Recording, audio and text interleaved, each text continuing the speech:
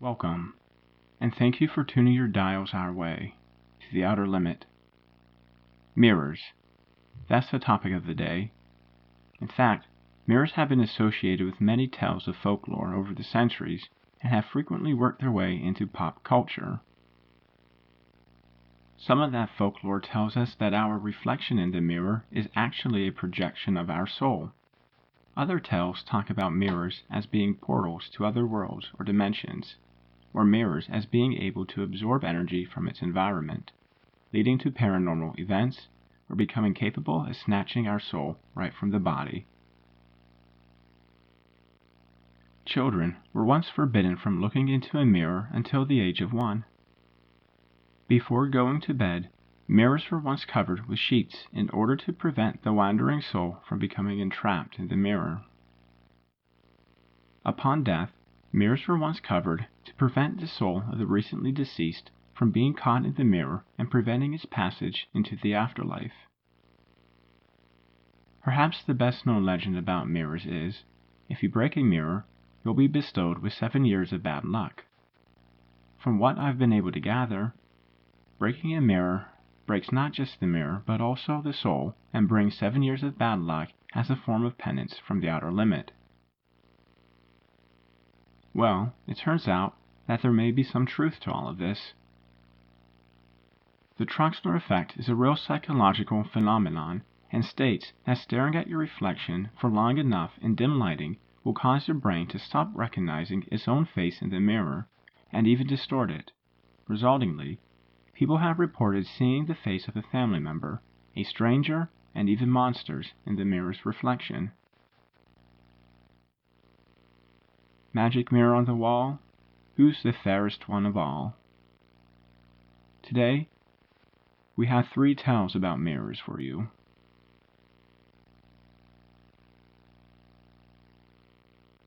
Number 1. I remember when I was a young boy visiting my grandparents. Around once a month, my father would drive us out of the city and into the beautiful English countryside. To get there, we had to cross acre upon acre of farmland and trees. I remember square fields looking like patchwork, like huge checkered shirts made of the earth, wheat, and grass.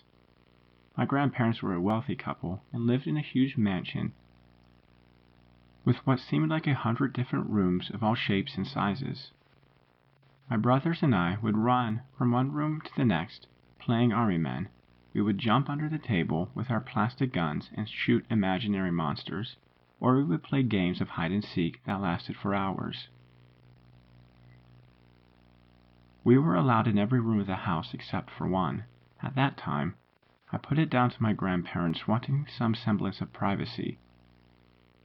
Or maybe it was because my brothers and I would make such a mess and there were delicate items in the room. I guess, in a funny way, I was kinda right. It started off innocent enough. They asked me kindly not to go in there, and for the first 7 or 8 times I didn't. On the day of my 11th birthday, I threw a small party at their house. It was the largest place I could throw a party without my parents having to book somewhere special. And despite my grandparents' wealth, my parents were strangely impoverished throughout my upbringing. There was a buffet held in the dining room, consisting mainly of sandwiches and little slices of cake. After we had eaten and decided to play a game of hide and seek, seeing as though it was my birthday, I had every intention of winning the game, and given that my grandparents explicitly told everybody that nobody was to go in that one certain room, I knew exactly where to hide. My brother stood facing the front door with his hands over his eyes, with slight gaps in his fingers, probably trying to catch a glance at the reflection in the glass. He counted down from 10, and we scattered in every direction, up the stairs and down the halls. Doors swung open and then shut again. I ran up the stairs and counted the doors. Third door on the left. That was it. I slowly turned the handle and stepped inside. I closed the door behind me to avoid being seen. The room was pitch black and devoid of even a single window. I fumbled in the dark looking for a light switch. There was none. This didn't particularly bother me because although I wasn't fond of the dark, I knew I would be the only one here until the game was over. So I just sat next to the door. The door opened inward, so even if somebody did open it to peek inside, they wouldn't see me. After a few minutes, my eyes became adjusted to the dark. The room was pretty much empty, and I didn't see what all the fuss was about. Just a few wardrobes and an old mirror. I pulled myself up and stepped towards the mirror. I could see the vague outline of my body through the darkness, though I appeared taller and thinner. I stared into the mirror for a long time. I kept telling myself that I should hide in case my grandparents came in or my friends decided to check the room, but I couldn't. Something was pulling me towards the mirror. There is something strangely comforting about it.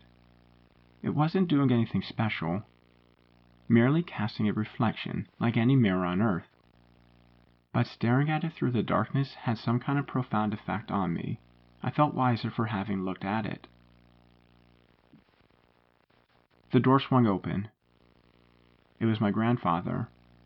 "Just what do you think you're doing in here?" His eyes were feral and castigating. I stuttered. He stormed in and grabbed me harder than I had ever been grabbed in my life and pulled me out from the room. He spent the next half hour screaming at me in front of my friends. I remember seeing his angry face throughout my blurry and crying eyes. I still didn't understand why I wasn't allowed in the room. But if this was what happened when I did, I knew I never wanted to go in there again. Some 15 years later, both my grandparents died. They killed themselves. They both killed themselves within the same year. I had cut off connection with my parents as soon as I was old enough to move out. They were mean-spirited and selfish, and I wanted no part of them. I was left nothing in their will, but I was told that once my parents had taken what they wanted, that I could take whatever was left. To this day, I don't know what it is that made me want to go back there, because there is nothing there that I actually wanted. The house was completely barren. My parents must have taken everything that they could sell. I walked around the empty rooms looking for anything either sentimental or valuable that I could take. I walked up the stairs and checked every room until I was there. The third door on the left. I opened the door. The wardrobe had been taken, but that didn't matter. That wasn't why I was there. The mirror was why I was there. Caked in dust? Maybe this is why it distorted my reflection so much. There were still no windows, but this time I could see that there used to be windows and that they had been bricked up. The mirror was around 6 feet tall and freestanding, in an oval shape. I would have difficulty getting it in my car, but besides that, I was excited to get it home. There was nothing else in the house of interest. Everything had been taken and probably sold off by now. By work of some kind of a miracle, I got the mirror into my car. When home, I decided to put the mirror in my bedroom, against the wall at the front of my bed. It looked good in my room. I had a 4-poster bed, and I guess my room in general looked classy and old, and the mirror was a perfect addition. The mirror was old, and I was certain of it. Victorian age, probably. But it could have been from caveman days, for all I knew. I looked into the mirror for the second time in my life. I looked considerably older this time, with a raggedy beard and nicotine-stained fingers. The mirror hadn't lost any of its charisma, though this time I could see myself in the light of the day, almost. The mirror was cleaner, but I hadn't wiped the dust from it yet. So while it was brighter, I was still indistinguishable from anybody else who looked into it, blurry and amorphous. I left the room to grab a sponge. When I returned, my room seemed darker and somehow smaller. There was no dust on the mirror. I put it down to lack of sleep and glanced into the mirror. My reflection glanced back at me. Something about this just didn't seem right. It was certainly my own reflection looking back at me, and every time I moved, my reflection moved in sync, as any mirror reflection should. But still, something seemed off. There was a shimmer in the eye of the reflection that seemed alive. I pondered on the thought for a few seconds, staring into space as I did so. Out of the corner of my eye, I saw it. It may have been on the periphery of my vision, but I knew what I saw. My reflection moved. Its head slowly turned towards me and smiled. Its eyes were wide and its smile was menacing. I shot my head around to look at it directly, but as soon as I did, it returned to normal, and all I could see was my own terrified face. I obviously just needed some sleep, so that's what I did. I didn't dream that night, but I sure did sleep. It was like I would never wake up. I did wake up, though, but in truth, I wish I never did. Where once the morning sun would shine upon my face, there was only darkness. I sat upright and looked around. My room was smaller. It may have seemed smaller last night, but I couldn't be sure. This time, there was no denying it. The walls had closed in on my room.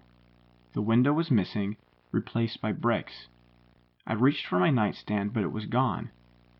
I was in pitch blackness. I opened my mouth to scream, but physically couldn't make a sound. I shot out of bed and towards the mirror. By this point, my eyes had adjusted to the darkness. My room was empty except for the mirror. My bed had gone too. I was in it less than 1 minute ago, but now it was gone. I fumbled for the light switch, but it wasn't there either. I sat in the darkness, in front of the mirror. Inside the mirror, I could see my room as it used to be, with my bed and nightstand and my window. I could see my reflection sleeping on my bed. I screamed and shouted and swore, but there was silence all around me. I couldn't make a sound. The reflection woke up and got dressed, and then walked over to the mirror. It looked me in the eyes, and I was compelled to look into his. The room was once again filled with light, but then he left, and I was once again plunged into blackness. He returned, holding a comb in his hands, and then light appeared again, and so did a comb. I was holding it in my hands. His eyes once again met mine, and I could do nothing but follow him. His hands moved toward his hair, and so did mine. I tried to fight against it, but I couldn't. In fact, so long as he was looking at me, I could do nothing but mimic his actions. So I stood there, combing my hair. No matter how hard I fought, I could do nothing else. He turned to leave, and I heard my bedroom door close, and I was in the darkness again. And that's when I realized it. He wasn't my reflection. I was his.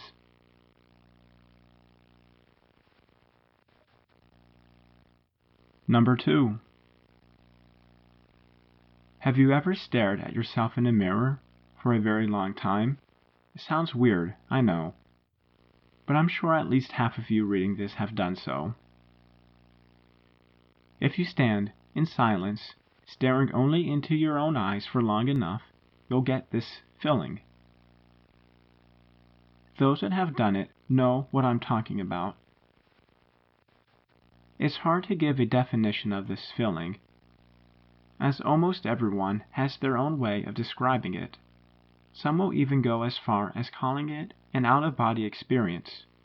One thing that everybody seems to agree on, however, is that if done for long enough, staring at yourself in a mirror does not feel right. It's pretty much unexplainable, but eventually, something deep within your human mind will scream out that something is wrong. Very wrong. Different people take different amounts of time to reach what you may like to call the peak of the feeling. But when they do, they almost have to stop staring. It's like every cell in your body is urging you to get away. But what exactly is it that you so desperately need to get away from? This is just about everything that anybody knows about the feeling. Or, to correct myself, just about as far as anyone has dared to find out. If you decide to take this experiment to its most extreme, you'll find out a little bit more. Heed my warning, though. The few people who have gone this far have not come back the same. All of them strongly refuse to report what they saw or experienced. All I can tell you is that what happened to me was extremely disturbing.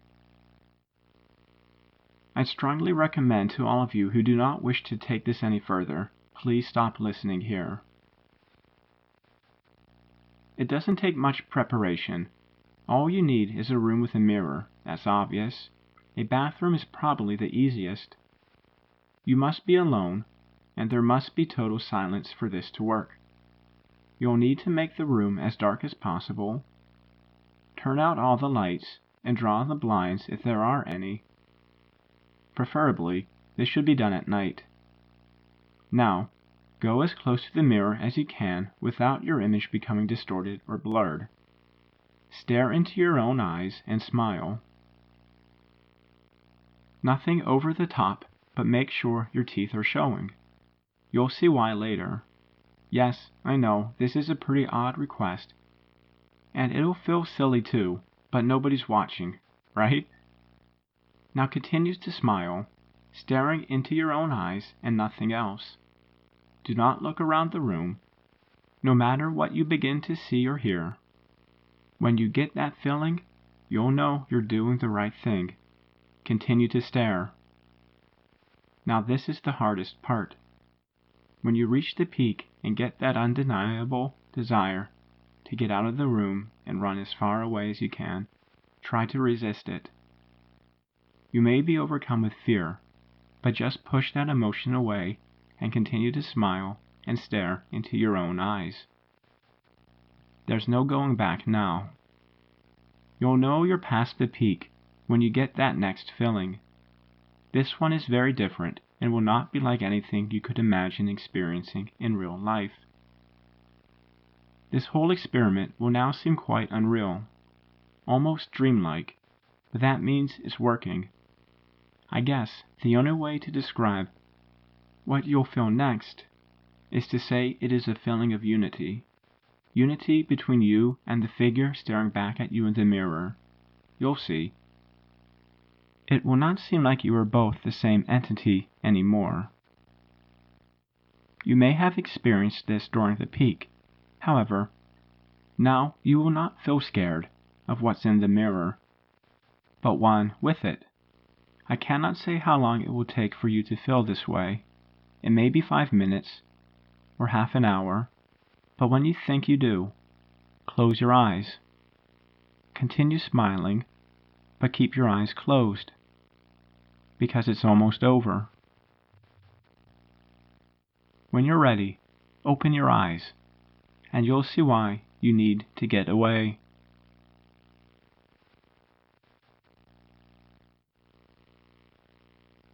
Number 3. An old classic. She lived deep in the forest in a tiny cottage and sold herbal remedies for a living. Folks living in the town nearby called her Bloody Mary and said she was a witch. No one dared cross the old crone for fear that their cows would go dry, their food stores rot away before winter, their children take sick of fever, or any number of terrible things that any angry witch could do to her neighbors and to their children. Then, The little girls in the village began to disappear, one by one. No one could find out where they had gone. Grief-stricken families searched the woods, the local buildings, and all the houses and barns, but there was no sign of the missing girls. A few brave souls even went to Bloody Mary's home in the woods to see if the witch had taken the girls, but she denied any knowledge of the disappearances. Still, it was noted that her haggard appearance had changed. She looked younger, more attractive. The neighbors were suspicious, but they could find no proof that the witch had taken their young ones. Then came the night when the daughter of the miller rose from her bed and walked outside, following an enchanted sound no one else could hear. The miller's wife had a toothache and was sitting up in the kitchen, treating the toothache with an herbal remedy when her daughter left the house. She screamed for her husband and followed the girl out of the door. The miller came running in his nightshirt.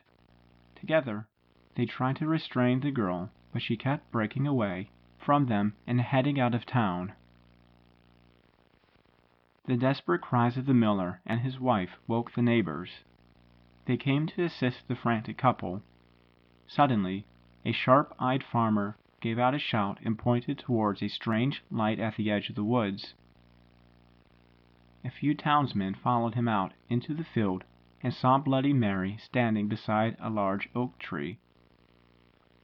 She was holding a magic wand that was pointed toward the miller's house.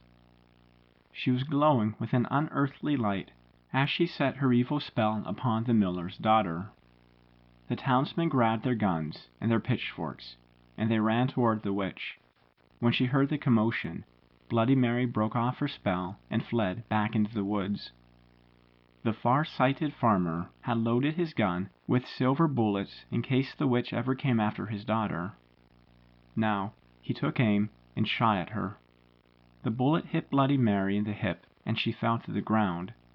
The angry townsmen leapt upon her and carried her back into the field, where they built a huge bonfire and burned her at the stake. As she burned, Bloody Mary screamed a curse on the villagers. If anybody mentioned her name aloud before a mirror, she would send her spirit to revenge herself upon them for her terrible death. When she was dead, the villagers went to the house in the woods and found the unmarked graves of the little girls the evil witch had murdered. It was speculated that she used their blood to make her young again. From that day to this, anyone foolish enough to chant Bloody Mary's name 3 times before a darkened mirror will summon the vengeful spirit of the witch. It is said that she will tear their bodies to pieces and rip their souls from their mutilated bodies. The souls of these unfortunate ones will burn in torment as Mary once burned, and they will forever be trapped inside the mirror. Now that our stories are complete, let me ask you, have you had any experiences with mirrors? If so, what are they? Please share them below in the comment section.